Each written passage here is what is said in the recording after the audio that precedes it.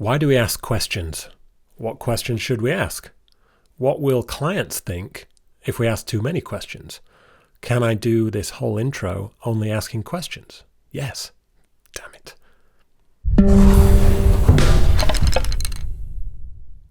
The only way anybody learns anything is by asking a question and looking for an answer. Kids ask a lot of questions because they want to learn, but as we get older, we can feel a bit self-conscious about asking too many questions. Particularly in a professional environment, there's a misconception that asking a lot of questions makes us look like we don't know what we're doing. But really the opposite is true. Professionals ask a lot of questions because in order to do their job to the best of their ability, they have to have all the information and details, and they have to understand what the goal of the project is. An illustration is a solution to a problem, and in order to give a useful answer, you have to understand the problem. A freelance illustrator will work on all kinds of subjects through their career, and they're not expected to be an expert on all of them. But if you don't understand an article from a science magazine, there's no way you can provide a good answer. In fact, I've added a link below to a hilarious page full of the worst science-related stock photos that scientists have found. The people taking scientific stock photos don't have to be scientists, but they could avoid some basic mistakes by asking a few more questions. Science is all about asking questions. If nobody asked any questions, science wouldn't advance. New illustrators don't have much experience and might feel insecure about it. You might think that if you ask the art director too many questions, they'll get frustrated with you. But the alternative is making something that doesn't answer the brief properly. That's far more frustrating. You don't have to be a scientist, and you don't need to be able to interpret the corporate goals of a big company. You don't need to understand how the stock market works to illustrate something for a financial magazine. You just need to ask questions until you know enough to do the job. Your client is the best resource you have for doing research on a subject. They know what their company does, they understand the article that they've written, they know what the goal of the project is and what they're trying to communicate, but they don't necessarily know what you need to know. If the client is in science, they know their field, but they don't know yours.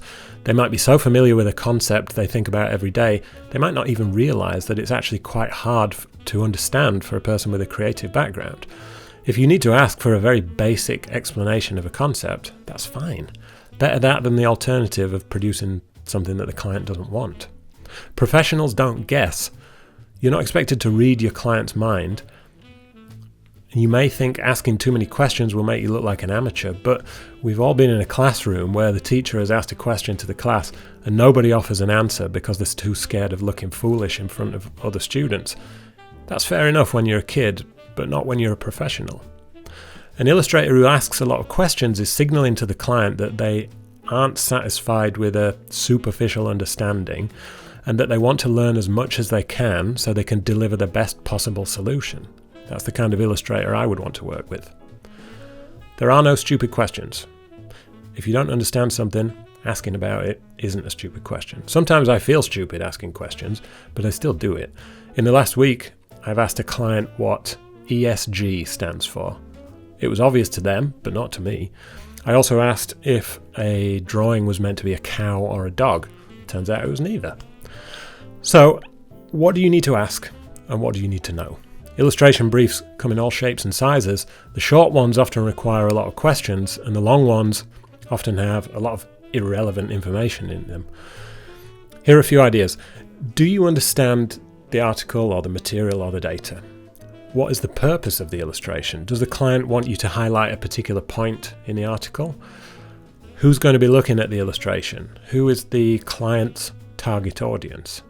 Do you know the technical specifications, the dimensions, the format, the resolution, etc.? And what kind of illustrations does the client like, either examples from your portfolio or somewhere else?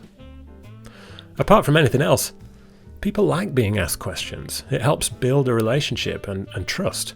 If the client trusts that you understand the project, they'll feel much better about the process. I sometimes ask people questions I don't really need the answers to, just to demonstrate enthusiasm and to get a conversation going. So, there you go. If you want to deliver better work to your clients, ask more questions. If you want to ask me any questions about anything illustration related, you can leave me a comment or send me an email. I like being asked questions too. See you next time.